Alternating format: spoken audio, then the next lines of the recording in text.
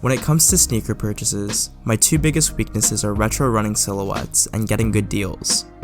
It seems Adidas regularly does deep discounts, so I went ahead and hopped on the 3 stripes train yet again and grabbed this pair of the adidas FYW S-97.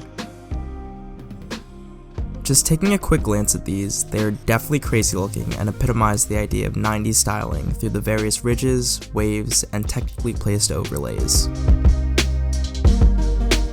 The uppers are composed of a combination of synthetic leather, mesh, and faux suede in this white, orange, and purple colorway, giving off some Phoenix Suns vibes.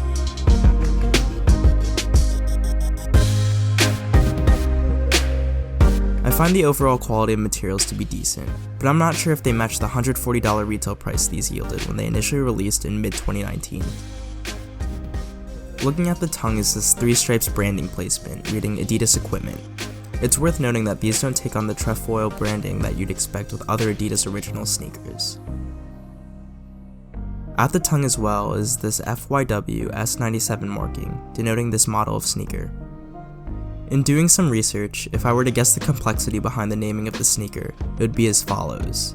FYW stands for Feet You Wear, which was an up-and-coming technology for Adidas in the 90s. The S is short for Salvation, which is the model that these were inspired by, and then the 97 denoting the original release of the Salvation in 1997. While representative of the Feet You Wear tech from the 90s, the sneaker doesn't precisely take it on today. The midsole is a run-of-the-mill EVA foam midsole without any addition of fancy foams or technology systems. The Feet You Wear stuff isn't something Adidas is directly promoting or marketing, it's just a nod to the old school generation.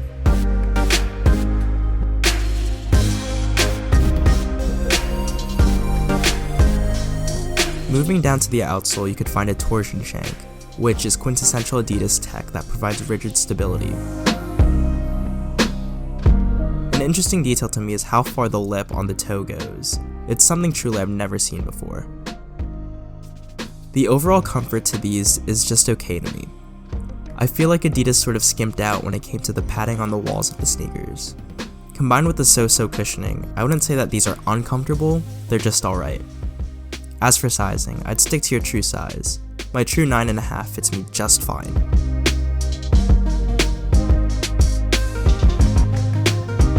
But going back to the Feet You Wear tech, it was designed by Frampton Ellis in the 90s as a way to mimic the natural curves and shape of the human foot.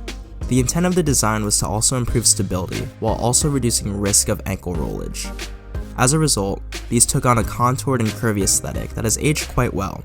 It was prevalent in many models in the 90s and up until the early 2000s, including a few sneakers that Kobe played in while with Adidas, such as the Top 10 2000, Top 10 2010, EQT Elevation, and of course, his signature KB8.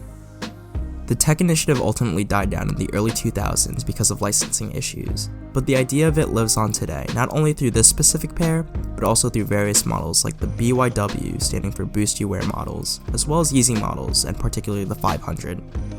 I particularly flag the Yeezy 500 because between details such as the tongue, intricate overlays throughout the upper, and look of the midsole, you could certainly see similarities between the sneakers.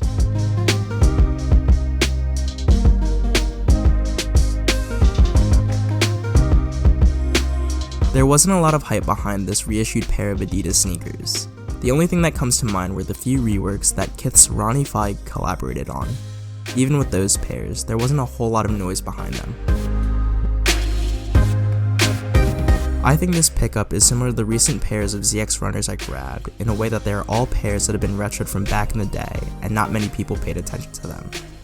It's a great opportunity for someone like me who's a fan of all this retro stuff to capitalize and grab for way under retail price. This specific pair was on sale for $70 plus an additional 30% off, so it came out to $49. On top of that, I had a $25 gift card, so I walked away with them for a little over $20. Overall, I'm excited to add these to my never-ending collection of retro runners. I love the crazy styling to these, and the color blocking is great just in time for the upcoming summer months.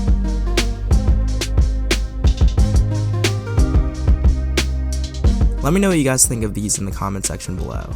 Is it a pair you've heard of before? Would you rock them? I'd love to read about it. If you're liking the content I'm putting out, let me know by also dropping a like on the video and consider subscribing to the channel. That wraps it up for this one though. Thanks for watching, I'll catch you guys in the next video.